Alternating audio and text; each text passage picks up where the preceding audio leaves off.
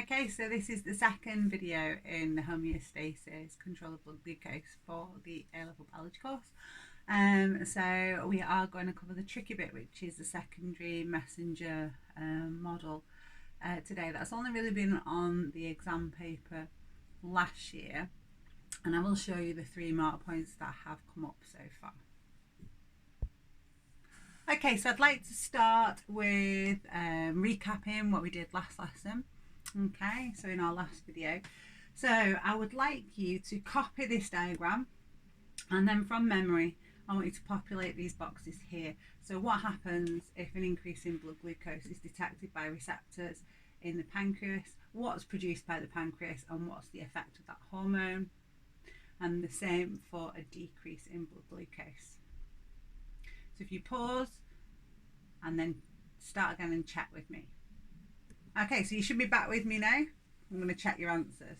So starting at the top, if there is an increase in blood glucose detected by receptors in the pancreas, that will mean that insulin is released from beta cells in the islets of Langerhans in the pancreas. And that insulin will circulate in the blood and will bind to receptors on the surface of target cells and bring about the following responses. It will cause those cells to have more glucose carrier proteins in the membranes, making them more permeable to glucose, so there's more glucose uptaken. And it will also cause the conversion of glucose to glycogen within the cells to store the glucose. So that's called glycogenesis. And those two actions mean that the blood glucose level drops and returns to normal. Okay, let's review your answers at the bottom. So if there's a decrease in blood glucose detected by the receptors in the pancreas, then it is glucagon that is released, this time from the alpha cells in the islets of Langerhans of the pancreas. And that again is secreted into the blood and circulates to the target cells, where it binds to receptor proteins on the surface of those cells and brings about two different responses. Glycogenolysis, so this is the hydrolysis of glycogen, releasing glucose back into the blood, and also gluconeogenesis. So in other words, glucose, which is being newly generated or synthesized from amino acids and glycerol. And that glucose is returned to the blood and causes the blood glucose level to go back to normal. Okay, so that's a summary really of the 2 negative feedback loops that you need to know as your A-level examples. So that'd be a good revision card to learn off by heart. Okay, so today we're going to move on to the section of your notes which is on page 8, which is this section here, the second messenger model of hormone action. Okay, this section here. So this shows us how adrenaline and glucagon bring about these effects. So if you think about glucagon's effects, glucagon causes the release of more glucose. So it causes the breakdown of glycogen and the conversion of amino acids and glycerol to glucose. So both of those increase the amount of glucose in the blood. That's important in this mechanism as a negative feedback. But for adrenaline is another molecule that has the same effects in the cell. Okay. It also increases blood glucose in the same ways. That, of course, is not part of the normal negative feedback loop. You might want to annotate your notes there. Adrenaline is part of our fight or flight response, and so is an increase in blood glucose levels, not to return them to normal levels, but to flood the blood with extra glucose in the event of needing an increased respiration rate for fight or flight. Okay, so you're following hopefully on this page, and I'm going to move back to my PowerPoint. Okay, so you will be asked potentially to describe the secondary messenger model for either adrenaline or glucagon. Now the lucky thing is they're exactly identical. Okay, so the two hormones have the exact same effect because of the same changes inside the cell.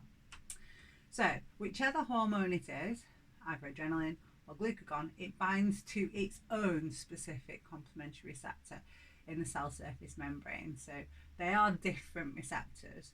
So adrenaline has its own receptor and glucagon its own receptor because they are different shapes. Okay, but with either mechanism, it starts in the same way. The hormone binds to its complementary receptor in the cell surface membrane. This is where we get a little bit more detail about how it brings about those changes that increase the amount of glucose in the blood. Inside the cell, or sorry, not actually within the membrane of the cell, this hormone activates an enzyme, adenylate cyclase. And this enzyme converts ATP into a molecule called cyclic AMP. And this is our secondary messenger, because that goes on to activate other enzymes within the cell and initiate the pathways that result in the two responses, increasing the amount of glucose by breaking down glycogen and also converting amino acids and glycerol into glucose. So let's have a look how. Okay, so cyclic AMP activates another enzyme. So you do need to know these two enzymes. The second enzyme is protein kinase. Okay, what happens after that, you can be quite vague. So we just say it causes a cascade of reactions resulting in the activation of other enzymes. And the other enzymes are the ones that control those processes that I've talked about, including specifically our one of the enzymes. This is slightly off spec, this. So it's the enzyme that catalyses the breakdown of glycogen to glucose, glycogen phosphorase. Okay, so really you can look at an overview diagram now of the effect of insulin, okay, and the effect of glucagon. And you can see a little bit more information here about that secondary messenger model in action. So, as we know already, insulin, when it binds to its receptor, causes the addition of glucose transport proteins into the membrane, so there's more glucose uptaken by the cell. It also activates the enzymes involved in the production of glycogen, so that catalyses glycogenesis, so glucose joined by condensation reaction to produce glycogen. So we know that is how insulin reduces blood glucose when we've just eaten, for example, when blood glucose is detected to have increased. So we don't need to know the detail around these particular mechanisms and why they're happening, just that they happen. So where this is a little bit different is for glucagon and for adrenaline, because it acts in the same way. The examiner wants us to know about what's going on inside the cell to bring about this response. So here we can see that our enzyme embedded in the membrane is activated, and we can see that ATP is converted into cyclic AMP. In this diagram, it's just showing that activates glycogenolysis, so the breakdown of glycogen to glucose, releasing more glucose into the blood. So you can find some McGraw-Hill animations on this, but they are a little bit above the level that we need for our course. So what I've done is I've snipped bits from them. If you want to have a look, you can just Google it as the secondary messenger model, cyclic AMP. But as you can see in the membrane, there is our adrenaline or our glucagon binding to its receptor, and it is causing the activation of adenylate cyclase. That causes the production of cyclic AMP inside the cell, so it's converting ATP to cyclic AMP. This cyclic AMP then binds to and activates protein kinase, and then within the cell you can see here now we've got the breakdown of glycogen giving off glucose. So the protein kinase has activated enzymes involved in glycogenolysis, so the breakdown of glycogen. Okay, so it could be simplified a bit like this. So adrenaline or glucagon bind to the receptor in the surface membrane. Now you can imagine this happening in the cell or in the cell membrane itself. So there's the enzyme, and it's activated, so now it converts our square ATP into our circular cyclic AMP. And that cyclic AMP goes on to activate protein kinase, and that causes a cascade of reactions activating different enzymes, which results in our glycogen being hydrolyzed. Okay, so that's our secondary messenger model action. Okay, so if you go back into your keynotes, I'll do a quick review. And it's this section here, and also we've got a nice diagram from the textbook that you can reference there as well. So whether it's adrenaline or glucagon, both of them bind to receptors. So they're the first messenger in the action. Okay, so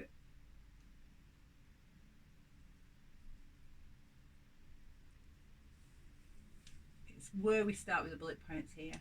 So we've got sort of a format description of the secondary or second messenger model. So the hormone receptor complex is formed that describes adrenaline or glucagon binding to its complementary receptor. That complex activates the enzyme inside the cell. Now we know that that enzyme, because in the McGraw-Hill it shows you adenylate cyclase is activated, okay, but for us we can just say it's inside the cell. This then catalyzes the conversion of ATP to cyclic AMP. So cyclic AMP is your secondary messenger, and that activates protein kinase. Now protein kinase is an enzyme that phosphorylates other enzymes. So in other words, it switches them on. Okay, and those other enzymes then convert glycogen to glucose via glycogenolysis. And here at the bottom we have put the mark points from the exam board. These are the 4 mark points when you're asked to describe this in the exam.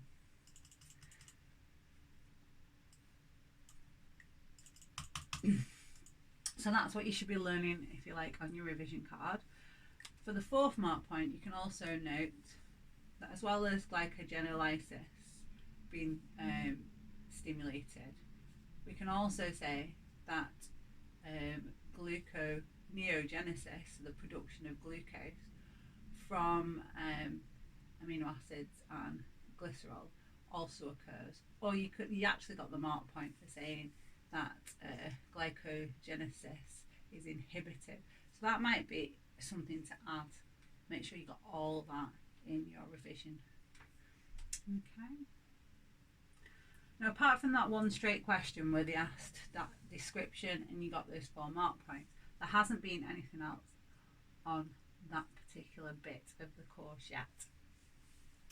So I have put together 4 more exam questions that you haven't seen in your question pack, which I'm going to send out alongside this video, that you can do in addition, where you might want to use some of that information. Okay, so we're moving on to the very last bit now, which is diabetes. Okay, so if you can have a look at page 9 in your keynotes, and I'd like you to have a read through that page and do these two things for me. I want to know what the difference is between the two types of diabetes, type 1 and type 2, and then for you to describe and explain the symptoms of diabetes using water potential as your explanation. So if you pause here and then start me again to review. Okay, so you should be back with us. So type 1 diabetes, type 1 diabetics do not produce insulin. So for one of two reasons, they have either had an autoimmune disease which has destroyed their beta cells in their pancreas, so they can no longer secrete and produce insulin due to that. So they can develop it in adulthood. But the more common type is a genetic disease where you're born with the faulty allele for the insulin, and so you don't produce a functioning insulin in your body. That can only be treated with insulin injections. That is the only treatment type. Diabetes type 2, those individuals still produce insulin, so that's not the issue. That doesn't cause their disease. However, their protein receptors become less sensitive and they don't respond to insulin. So although they are producing some insulin, they are producing insulin, they are not having the response. So they're not uptaking more glucose from the blood and they're not storing it as glycogen. That type of diabetes can be controlled by improvements in diet, because it is the cause of type 2 diabetes. Is a diet high in sugar is what has caused that desensitization of the receptors. Okay, so now you've got to think about the AO2s, which are really about symptoms of that should say diabetes. I don't know why it does not. I will just. Oh, does it say diabetes? Oh, it does. Excuse me. Right. So these are some of the list of things the examiner could ask you about. Now they're all in your notes, and there's always a so and explanation. One of the most popular ones that's going to be asked is about linking to water potential, because that's synoptic and something that you've learned about in year 1. So if we're thinking about someone being super thirsty, that would indicate that they're losing a lot more water from their body than they should do. Okay, so you lose a lot more water from your body if you've got a lot of water in your blood. So let's have a think about what's happening to the blood.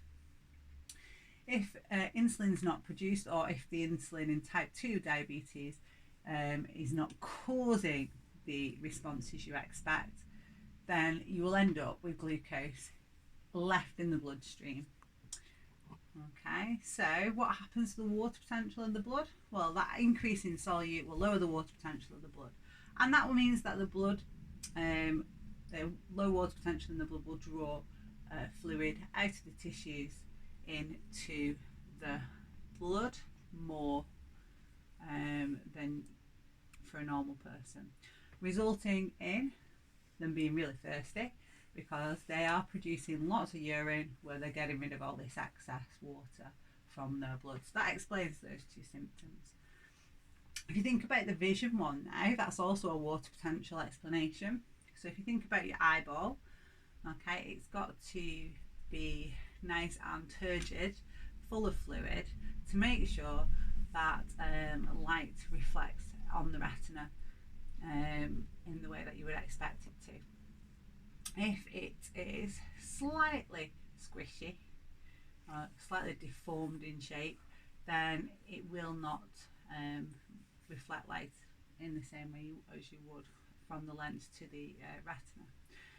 So if you think about the same thing in the blood capillaries of the eyes, because there's a lower water potential in the blood because of the glucose left behind, water's drawn out of the eye tissues and into the blood, causing the eye to be less turgid and causing poor vision. Tiredness and muscle wasting. Okay, tiredness is really about this. Look, if we're not taking up glucose, then the cell cannot respire. It's not respiring using glucose as a respiratory substrate. It has to use alternative respiratory substrates, and so it has a reduced, we won't write that because that's about GCSE level, What we mean is there's less respiration, less ATP produced, and less ATP available for the actions of the cells. So tiredness. Muscle wasting relates really to an increase in glucagon as well. So we end up, because we've not got glucose available in the cells, we start breaking down amino acids and glycerol into glucose as well. So there's a little note about it. I'm just checking myself now. So yeah, so with an increased glucagon as a side effect of having not enough glucose getting to the cells. Okay, so in your keynotes then, a bit about treatments. The 2 questions that are in the additional questions I'm sending you link this to stem cell research, so treatments of diabetics in the future. Okay.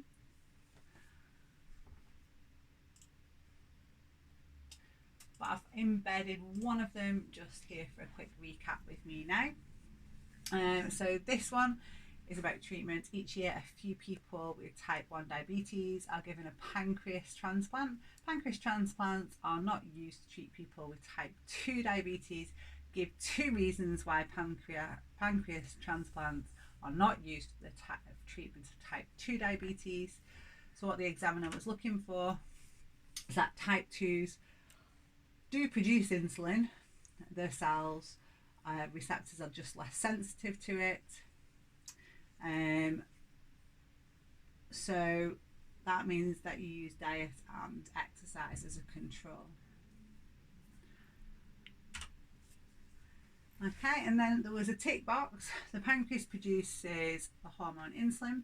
Give a tick to the incorrect action of insulin. So to go through each one and check whether it's an action of insulin. So activates enzymes involved in the conversion of glucose to glycogen. That's a tick, you can know. So that is definitely correct. Controls the uptake of glucose by regulating the inclusion of channel proteins in the surface membranes of target cells. So that is also correct. Attaches to receptors on the surface, also correct. Activates enzymes involved in the conversion of glycerol to glucose. It's that last one that was incorrect because that is an action of glucagon. So that's an example of 2 AO1 questions on the topic. Okay, so I have a few tasks for you. Okay, so by now you should be ready to do your Kahoot. So you've got that link, I'll send it again. You've done your question pack and you need to review the question pack with the mark scheme on OneNote. And I'm sending you an additional 4 questions for some extra practice on this topic, which are really quite strong AO2 and AO3, because I know a lot of you want to practice those. Okay, so if you can crack on with that and then email me if you've got any questions. Thank you.